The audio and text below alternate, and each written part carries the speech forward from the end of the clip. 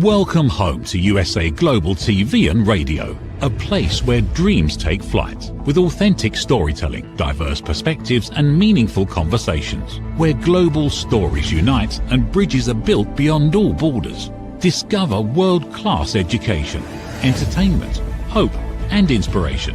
Together, we're building bridges worldwide. Subscribe to our channel, USA Global TV. Download our app, USA Global TV. Be our guest or join our team. Visit usaglobaltv.com. Thanks to our founder and executive producer, Dr. Jacqueline Kerbeck. Music score by Yeffy Tang from Cloud Road Music.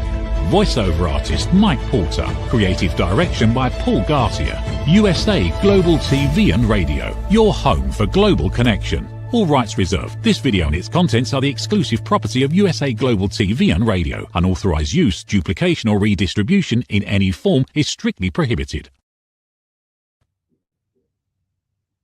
Good morning, good afternoon, good evening, and welcome home to USA Global TV and Radio, and to today's show, Authentic Achievements, where it's my absolute delight to soon be joined by the fabulous Liisa Kovala, who is an award-winning Finnish-Canadian author, book coach, and former teacher.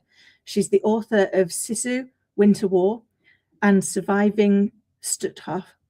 I might have just butchered that one, I apologize. My Father's Memories Behind the Death Gate, and her latest historical novel, Like Water for Weary Souls, which received a Global Book Award for women's fiction. Her short stories and creative non-fiction have been published in a variety of anthologies and literary magazines, and she's also writing the Hygge House Nordic Cozy Mystery series under the pen name A.L. Jensen. So without further ado, Liisa, welcome. Hello, how are you? Hi. I'm so good, and I'm so looking forward to this. I'm so fascinated. I mean, there's quite a lot there of different elements in your own books, but also you are a book coach helping other people get their book out. So could you bring all of that to life a little bit for us, please? Oh, okay. Well, I started out as a teacher. So I taught elementary school, then I taught high school, and I taught special needs students. And I ended my career in 2022 as a English, creative writing, and AP research teacher. And I knew I wanted to write full time, but obviously it's really hard to make a living as just a writer. So I found book coaching, which I didn't even know it was, I didn't know it was a thing. I'd already written several books and it was sort of a new program. Luckily, I had a friend here in town who had done the program. And I said, is this for real? Like, is this author accelerator program, a good idea? And she said, yeah, it's amazing. So I did the program and became a certified fiction and memoir book coach. And it's like the dream job, let's be honest. Amazing. I mean, I love that because in a different way, it feels similar to kind of what I do here, which is helping people share their story, get their, because I think there's a story in all of us, isn't there? And everyone's story deserves to be heard. And I know how much joy I get from meeting people like you and hearing yours. And I imagine that's very similar, is it, to when you're helping somebody get their story out? Absolutely. Like often I'm working with writers who are fairly new to the process. So they're navigating, they're learning craft skills. They have to learn structure, and they just, you don't really know what you don't know. Right. So it's a real learning process. And I think when you're writing that first book, especially, but even I have a book coach when I need one. Like I have one sort of on standby. I'm like, okay, I need help with this section. But when I'm working with clients, it's building them up, making them feel confident, helping them see their own writing. Like ideally, the end goal, unfortunately, of a book coach is that they don't need a book coach. but I think we all do for different reasons. Like I like a deadline, so I like to have a book coach for a deadline. Some people need, that conversation back and forth about plot or structure or character or whatever it is. So there's so many reasons why book coaches can be important to a writer. And I also run small group book coaching programs so that, 5 or 6 people at a time. And that's a really nice way to do it too. Like they can be working independently on their books, but they're getting craft knowledge and community and all of those kinds of things in a small group. So it's like a little community. Oh, and it's nice to have that when you're writing, isn't it? I've just finished writing my latest book, and it can feel quite lonely, and you can get in your own head. Yes. And having a coach to be able to externalize that thinking Yeah. can really help, because sometimes just saying it aloud to another human being allows you to see for yourself. You hear Yes. it, don't you? You're like, do you know what? It's okay. I just heard that. Yeah. No, it's really true. It's that, you know what you want to say on the page. It's in your head. It's really hard sometimes to get it on the page. And then when you have a conversation with somebody else, or they read your words and, give you feedback, all of a sudden it's like, oh, and then gets your own mind twisting around other ideas and different ways to do things. So it's really important to have other writers in your life, whether you have a book coach or a writing community or a writing partner or a critique group. Like, have community. Writers do not need to do this alone. And I really advocate for finding other people who are doing this work, because my husband I talk to him all the time about what I'm working on, and he's like, yep. Like, it's not helpful. Like, yes, I appreciate the support, but he has no feedback for me. Like, he has no idea what I'm doing after all these years. Oh, bless it. But it's a difficult one until you've done it, isn't it? Until you sat with that blank sheet of paper, trying to work out where to start, because you've played the story for so long in your head to get to that point, to go, I think this is a book. That I love that whole need for community, because it can be quite lonely, can't it? It can be. And I've been really fortunate over the years, like with my first book, which was, as you mentioned, Surviving Stutthof. I knew, like, I was an English teacher and a creative writing teacher, but I knew there's a difference between being a really great writer, or a reader rather, and being able to critique other people's work and writing. Like, once you start to try writing, it's all of a sudden you realize you don't know that much about it. So I studied at University of Toronto creative writing program, and I had so many great mentors and met lots of other writers. And right from the beginning, I always had other people in my camp. So I think that's probably why I'm such an advocate for having writing groups and having mentors and book coaches, because, like you say, it can be such a lonely endeavor, and then you can feel really doubtful about how it's going, and are you doing the right thing, and is this a good story? And like your head gets wrapped around all of those things, and it gets really hard to do the work, which is, like, we all know, if you're writing a first draft, it's going to be terrible, and let it be terrible. That's okay. Like, you're exactly where you should be in this developmental process. But new writers don't really understand that. They think, like, oh, I'll write and it'll be great. It's not going to be great, and that's fine. So having other people to assure you that you're on the right path, keep going, it'll be fine. I love that, because sometimes just getting started. I remember my first book was an anthology, so I only had to write a little bit of it. And actually, they approached me, and it was the very first day of lockdown, and they were like, "Kim, we're writing a book on remote working, and you've led remote teams. Can you write a chapter?" And I was like, "No." I've got a shopping list, let alone a chapter in a book. I mean, like, just no. And their comeback was, "You're in lockdown with a 2-year-old. What else are you going to do?" So fair point, well made. And so I did, and I only had 5 days to write my chapter. Wow. Which really helped on your point, having a deadline. Yes. And I had a community, because it was an anthology, so Yes. it was a great way to get started. Are there other things like that you can recommend for people? For the people listening and watching that are there going, I didn't think I could write, but maybe I can. Yeah, 100%. How might they get started? Yeah, I think some of the most basic advice that can be helpful for people who have that. Like, I think everyone has a book idea, actually. Like, when you speak to anybody about being a writer, they say immediately, "Oh, I have this idea," or "Someday I want to write a book." Like, everyone has a book in them. And then there's only a small percentage of people who actually move forward with that. But my suggestion is, first of all, read. Like, if you want to write romance, read romance, and everything else as well. But, like, really look at that genre and what's happening in it.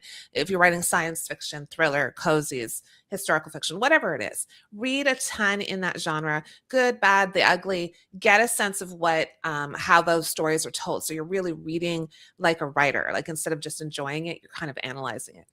And the other thing is, just in terms of getting that story started, is start writing short bits. So, like, sit down for 10 minutes and write. Like, let's say you're writing a memoir, you might just write like one memory. There's no thought about structure yet, or about what this whole book is going to be about, how about just write down some of those ideas? So if you're writing, I don't know, fantasy, start building that world, get yourself immersed in your story, and you'll see that the writing comes more quickly than you expect, because it's all up there. Like you were saying earlier, it's in our heads for a long time.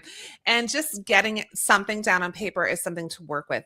Once the blank page is filled, now you can play. Now you can work on craft. Now you can think about structure. So just start somewhere and don't wait till you feel ready. You will never feel ready. Just do it. Oh, I love that. That so resonates. You know, just like you don't ever feel ready. And I know for me, one of the things is the great idea never comes at the right time. It never comes That's when right. I've got pen and paper with me. So, Yes, so in the shower. Yes, of course. or on the dog walk. Mine often comes on the dog walk. So Yes. so I've got a voice notes app, and I'll just talk it into it so that I don't lose the train of thought. And then, like you say, it doesn't have to fit into a structure at that point, does it? You can take that time. But Right. one of the things I was really bad at, and I wonder if this is normal, if it was just me, was I would get so hung up on the structure, Yeah. that I over engineer things, and then Yeah. they might fit together. And it's like, Yes. once I took a step back and went, just get it all out first, 100%. and then you can work out what bits fit and what bits don't Yes. fit. 100%. So I'm sure you've heard of the words, and a lot of folks have heard the words pantser and plotter. And so pantsers are the people who fly by the seat of their pants and just write that whole first draft, not worried about anything, just get it down. So that can be very successful for some folks. It does mean a lot of going back to revise and change and structure and develop. And so I'm not, like, I've tried pantsing. It's not great for me. I'm a little bit more organized than that. So I kind of need a more structured approach. Plotters are the ones who have a sense of where the story is going. They kind of know their key elements that are going to happen. They know who their characters are. They probably know some backstory. They kind of figure it all out before they start writing. Some plotters, I know one person here in Canada who plots his novel for probably a year and then writes it very quickly, but it's like really plotted. Most of us don't plot quite that heavily. Just sort of an outline that will help us move forward. So with the Author Accelerator program, what I do with my clients is called a blueprint for a book. And it's a great strategy because it asks you to do all these little activities that help you understand your story, your characters, what the point of doing this story, why are you writing the story in the first place, who these characters are, who's telling the story. And you make a lot of initial decisions about your story before you start to write. And the other thing it asks you to do is to do this, it's called an inside outline, but it is a way of plotting, but without being so dogmatic about it. Like you can plot it out and tell us what's happening in the story and why it matters, and keep adding to this as you're writing and changing it as you're writing. But it's a really great place to start, so that when you're writing, you don't feel like, oh, what am I doing and what's next? And you don't have all of those questions because you've already thought through the process. So the blueprint I highly recommend it. If people haven't tried it, it's a great tool for writers, both memoir, fiction, and nonfiction writers. Amazing. And I can see how that would help, because it kind of gives a structure, doesn't it? It allows you to not fence yourself in too much. I mean, like you, I probably wouldn't be somebody who did it for a year. Yeah. I mean, I who's got that level of I think I would get bored by the story by that point, right? Like, but after a year of plotting, I'd just be like, I just want to write. I'd be in the same place, which is like, how do you get the balance between having a framework which holds you to account without having a system that restricts you? Exactly. And I guess you've got to get that bit of balance, haven't you? That says, how do I ensure that this is giving me some accountability? It's giving me a structure that I can understand how it flows. Because one of the other things, I'd love your thoughts on this, is we've lived with the story for a long time, because we've lived with it before we've even decided it could come out, and then we've lived with it while it comes out. So there is a risk, isn't there, of assumed knowledge? Oh, yes. Always, always. And so I'm often working with, especially like I say, new writers, but even more seasoned writers do this too. We know the story so well that when we're writing, we don't write what the reader needs. Like we kind of forget about, like, I always think of it as there are three people in this relationship. There's your character and yourself, the writer, and the reader. And if you and your character know what's going on, the reader might be in the dark.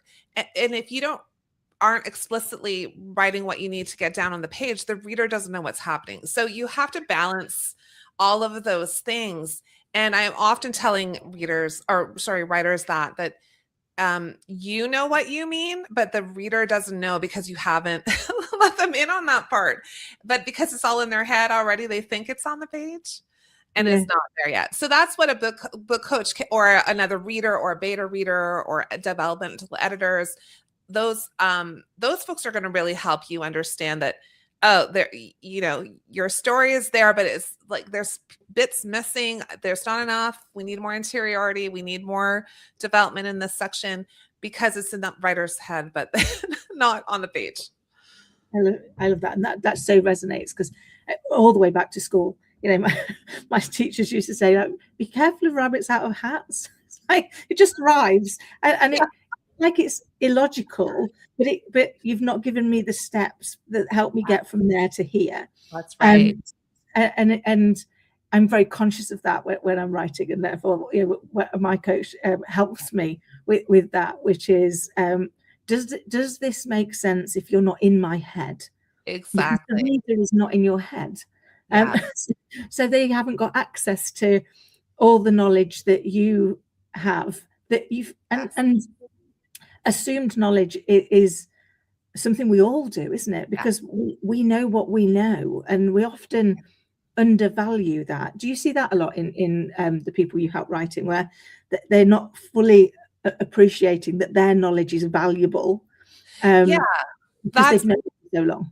Yeah, I think that's very true, and that that really you don't know who that reader will be, so you can't assume they have the same life experiences as your characters, the same, and not that we always write about like characters that are similar to us, but we're drawing on our own life experiences when we're writing, and we have maybe some biases that we can't help but come through in our writing. So there's a lot of us coming into our writing, even if our characters are completely different. We put them on Mars or wherever, like they're aliens. I don't know, but we're drawing on our own personal experiences, and we can't assume that the reader has those experiences, right? So we have to be very careful about that. And the flip side of that is when writers have a really good understanding of a particular thing. So for instance, I don't know, like if you're an auto mechanic, like I don't know anything about auto mechanics, but if the writer was an auto mechanic and their character might also have something to do with that, then we might spend 3 or 4 paragraphs talking about the undersides of a car. The reader doesn't care.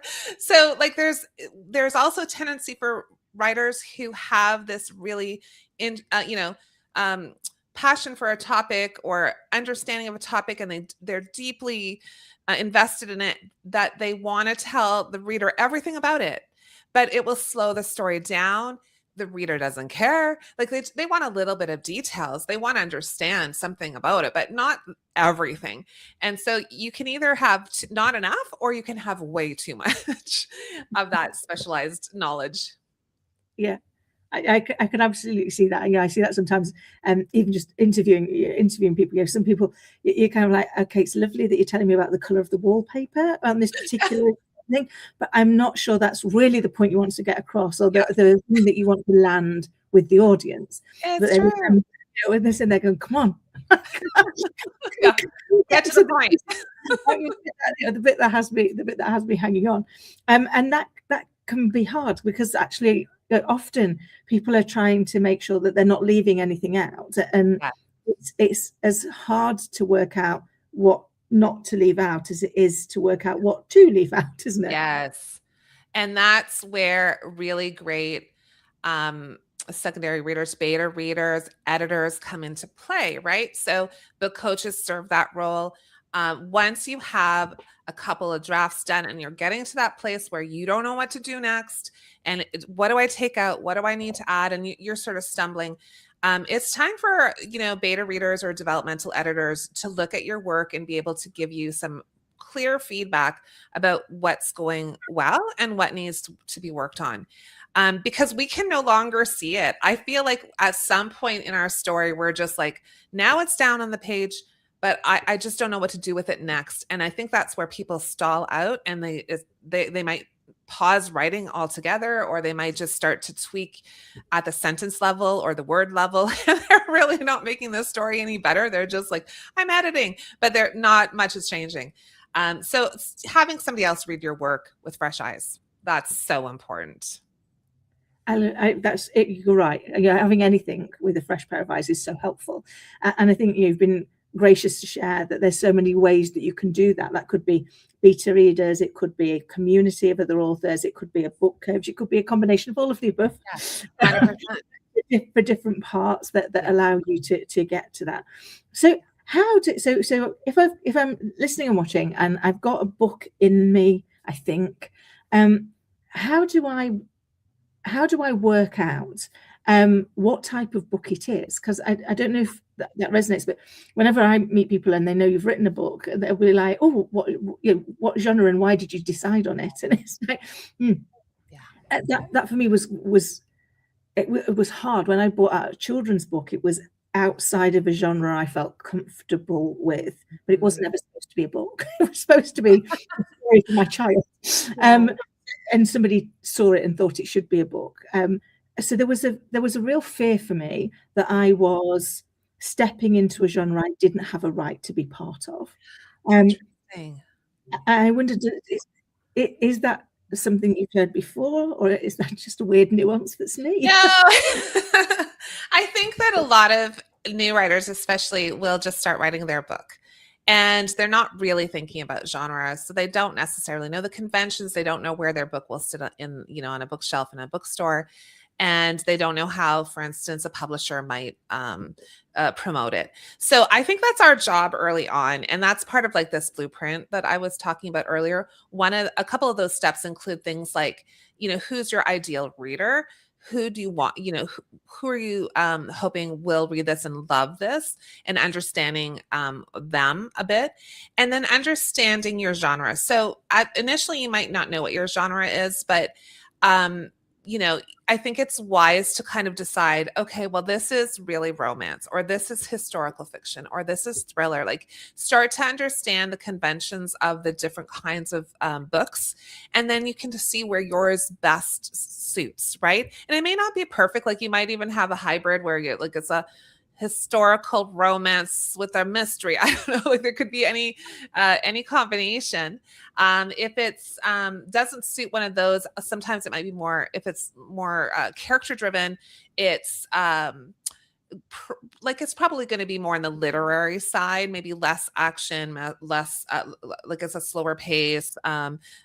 So it might be literary fiction that you're looking at. So it's really important for us to understand our genre, even though we just want to write the book.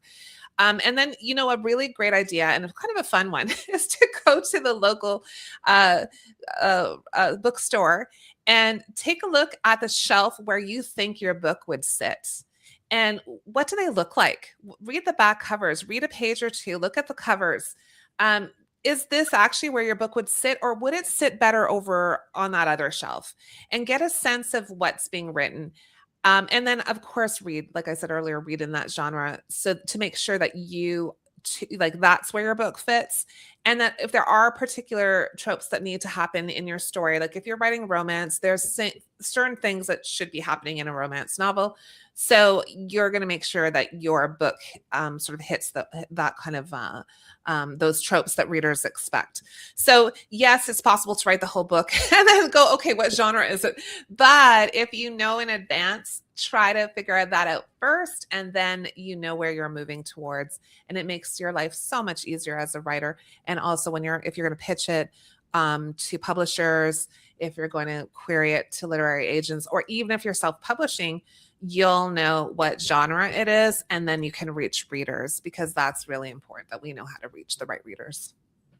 It's so true. And actually each genre has its own kind of expected arc, doesn't it? Of what, and if you miss an element of it, don't do that. Then the reader is left confused, because they're like, well, I thought I was reading this. It's such good advice. I love the bookstore idea. Me and my little girl spent a lot of time in bookstores and libraries in the run up to the book being published, around what will it feel like. And you're right, it is fun, isn't it? It's an exciting part of the tangibleness of when your story is out. Yes. What's next? Because that is the next challenge, isn't it? I mean, the book's written, it's there, it's either published or self-published, or whichever route you've gone down. But then the most important bit, to your point, is how does it get to the right reader? Yes, 100%. And it's such a challenging thing. So I think if you understand, you've gone through the whole process, you've written, you've had feedback, you've had developmental editors, you've, got it published, however you decided to do that, because there's so many options in terms of how you can publish these days that it's like kind of a magical time for writers. But then, yes, getting it out into the world is a difficult thing. So this is advice I would give to any new writer. Don't wait till your book is out to start thinking about how to promote it, how to let people know about it in the world, because it's a little late. So what I would say is, if you're starting to write a book now, and I know not everyone loves social media, I know we have a love-hate relationship with it, but find, start a newsletter. That's important early on. Get on social media, not everything, pick one or two places where you feel comfortable, and start telling people, like, I'm writing a book. Oh, but here's me at a coffee shop working on my manuscript. Start to dribble out information about what you're doing, get people interested. When the book comes out, you already have a group of people who have been waiting for it, which is fantastic, right? Instead of waiting till it's out and then you're like, okay, how do I let people know? And I think that's the part most authors, a lot of authors are introverted. I'm very introverted. And I think that's one of the things they struggle with the most is, just look at me, this is what I'm doing. We don't want to do that. We just want to be quietly writing in the dark somewhere and don't tell anybody.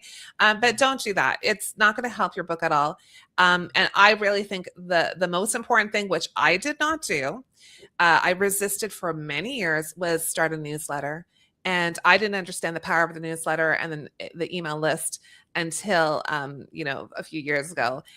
So start a newsletter, and you don't have to write long. You don't have to write even that frequently, but just get it started. And then you gain comfort and you feel, okay, I can do this. And it gets easier. And then by the time the book comes out, you have that group of people who are waiting. That's such great advice, because I know for me personally, I waited until I knew exactly when it was going to come out before I started sharing any of it, because I kind of don't think it felt real until then. Right. I don't want to say anything to anybody, or people might think, well, does she think she's going to be? So we internalize and we allow that to hold us back, don't we? But that's a great idea. Is invite people into the process, help them feel like that they're part of building that story, that they're. Because then it becomes theirs, doesn't it? As much as it's yours. Yeah, 100%. I love it's the book is called Be the Gateway. I want to say it's Dan Blank who wrote it. And I love his philosophy about promotion and marketing, because it's very human-centered, and it's about connecting with readers as a human being. And I think that's why if you can make those connections and it becomes about human beings, and not about like selling something. It feels way more authentic and enjoyable, and you get to like meet people, and that, you know, they have their own interesting lives, and you can have conversations, and yes, then you can tell them what you're doing, and you can tell them about like, oh, this character you're working on, or, you know, give them insight. But that it's less about like, here's my book, buy my book. Like, it's not good, and nobody likes that. It feels very icky, and nobody wants to be pitched to constantly. But if you're making connections and it feels authentic, and it is authentic, like, I don't even want to say feels, because I don't think I could do it if it wasn't authentic, right? Like, I just can't fake it. And then you can start to enjoy social media, and you can start to enjoy like putting out a newsletter, because you get feedback from people who like appreciate it and like what you're talking about and are interested. And that's a beautiful connection to make with readers. So yeah, if that's a book I would recommend, Be the Gateway, if anyone hasn't seen it before. It's just a very thin volume, but it speaks to me in terms of how to put yourself out in the world and let people know, like, invite them in. This is what I'm working on. This is my craft, my art, my book, whatever it is. And you know, you are letting them in on the fact that there is something there, but it's like an invitation. It's not a hard sell. So it feels better. Yeah, no, I'm completely with you. I'm definitely in that space of, you know, no one likes to be sold to. Yeah.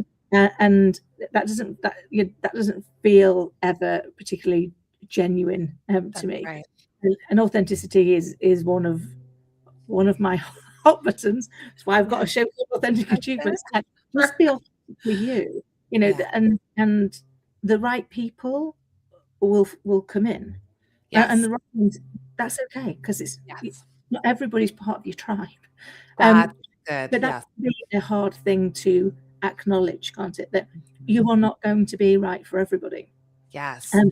But that's okay, because it would be wrong if you were right for everybody, because that couldn't happen. Yeah, I totally agree with you. And so I'm thinking, just remind me of the blueprint again, because there is that step about the ideal reader. And when you imagine your ideal reader, you're thinking about who this one person in the world is, who they are, what their life is like, what kind of personality they have. You're thinking of one person who is the right fit for your book, because you're right. Books aren't written for everybody. Like, I've heard the example of Harry Potter. Well, you know, it's read by little kids and grandmas and adults, and that's true, but it's a real rarity. That almost never happens. Books are written for a particular so that's why we have categories, right? We have children's literature, and we have YA, and we have middle grade, and we have adults, and then we have all these different genres, because they're not for everybody. So kind of understanding your audience will help you connect with them. And if you aren't on a social media platform, or you don't have a newsletter, and you're not reaching audiences, how are they going to know that you wrote it? Like, they're for you. They're your people, but they don't know because you haven't told them. So there's a kind of a responsibility from our side to make sure we let people know it exists, so that they can find it, because we're really writing for them, and, you know, we have to reach them somehow. I love that. It's so true. And actually, once you know your person, and I think about the children's book, for example, which was never supposed to be a book, it was so easy to write because it was a story for my child. Yes. It was only ever supposed to go there. It was never supposed to go anywhere wider than that. But it flowed so quickly because you knew the person so well. What they like, what they didn't like, how they learn, how they absorb information. So having that one person is really helpful, but it can feel, can't it, a little bit counterintuitive to the author that's going, oh, I want it to be able to speak to lots of people. And it's like, if you try and speak to everybody, you'll speak to nobody. That's right. That's the message, right? And that took a while for me to wrap my head around too, even for book coaching, because the idea is a lot of book coaches are very niche oriented, and that's important because you're finding, again, the ideal client. And that same applies for books. So you want to find your ideal reader. But then, you know, the more you narrow it down, the more specific you are about what it is you are deliver and what you are doing and what you're writing about. And those people will find you. But then interestingly, people who may not be what you would think as the ideal reader or the ideal client, they also find you too. And so it's not they're put off by that you're niching down. They're like intrigued by that and it's resonating for them for some reason. So like there's nothing wrong with being fairly niche about your work because you're going to find your people. As an author, I write a lot about Finnish Canadian immigrants and Finnish history, and I have readers like mine is quite a niche market in some ways, but then I have readers all over the world because it's really about stories about human beings and life and experiences. So it becomes about so much more. But if you can focus down, it's better, and I think you're going to reach the people that need to see your work, and it'll resonate for them for sure. Amazing. That was so insightful. And I can't believe where time's going. Conscious, I want to be able to ensure that people know how they can find you, how they can find your books, and also how they can work with you. So that's questions, answer any of them in order. Yeah. Well, the easiest way to find me is on liisakovalabookcoach.com. So I have one website for all the things. So I have my books are there, my cozy mysteries are there, my book coaching is there. I have information about the writing retreats are there. So there's a contact me form. So really that's the best place is my website, Liisa with 2 I's because it's spelled the Finnish way. And from there, yeah, the LinkTr.ee is a good resource too, because it connects you to all the things. The books and the website and the Substack. If folks are looking for me on Substack, they'll find the Women Writing Podcast, the newsletter, and they can sign up. There's the webpage. So that's probably the quick and easy way to find me is on the website because you can get to all the other places from there. Amazing. I love that. And who would you love to find you? Yeah. So when it comes to book coaching, I mainly work with women writers, although I have male clients also. And my areas tend to be around historical, literary, cozy. I've been working with a sci-fi writer, so that's been really fun. So I actually will work with lots of different genres, but the most important thing I think is that the client and the book coach, so whoever you look into for a book coach, that they gel. So have a meeting, a 30-minute call with a prospective book coach so you get to know each other and make sure you feel comfortable. Like we were talking about earlier, authenticity, right? We want to make sure this is going to be the right fit. And so I think that's even more important than genre.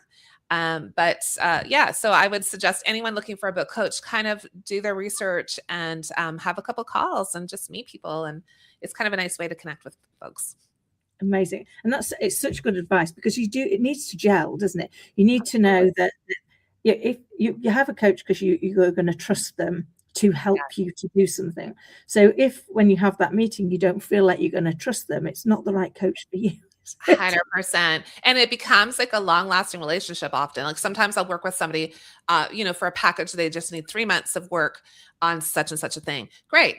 Other times it's a developmental edit and we don't have as much interaction.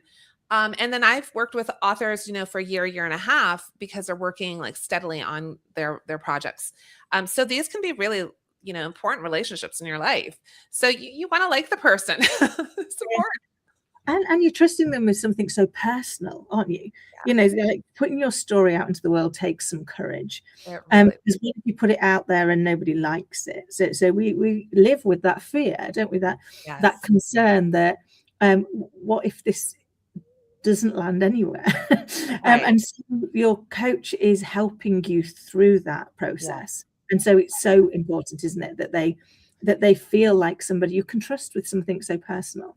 That's right. Yeah, it's so important. And I'm so pleased. Like I have a writer who's putting her book out this Saturday.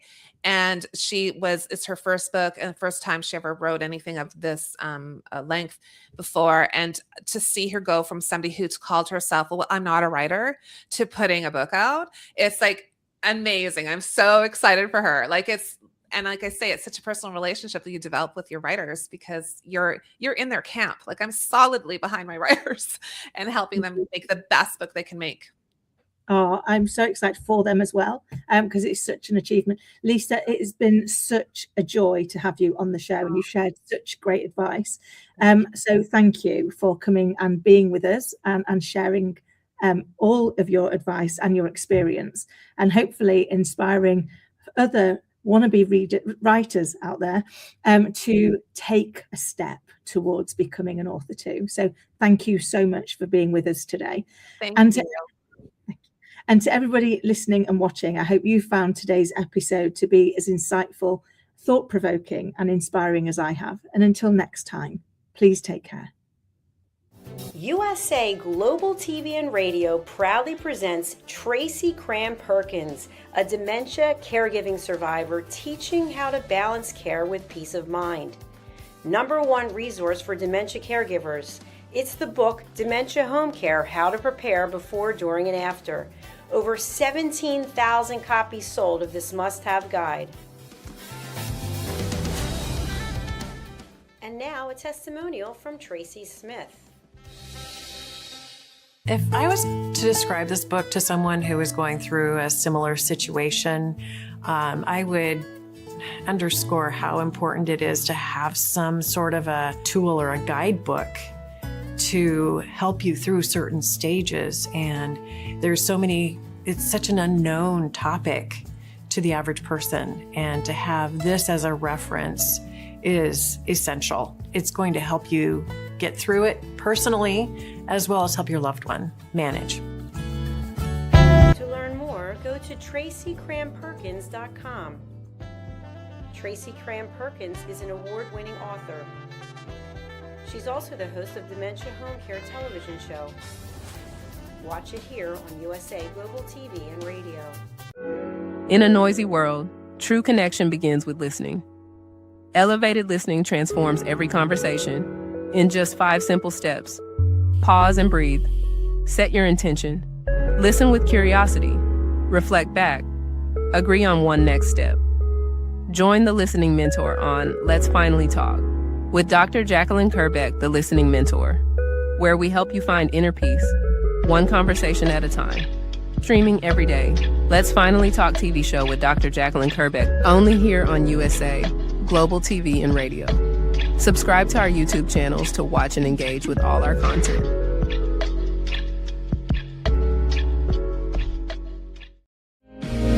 Listen, babe, now. Listen, babe, now. Listen, babe, now. Listen, babe, now. Listen, babe, now. Listen, babe, now.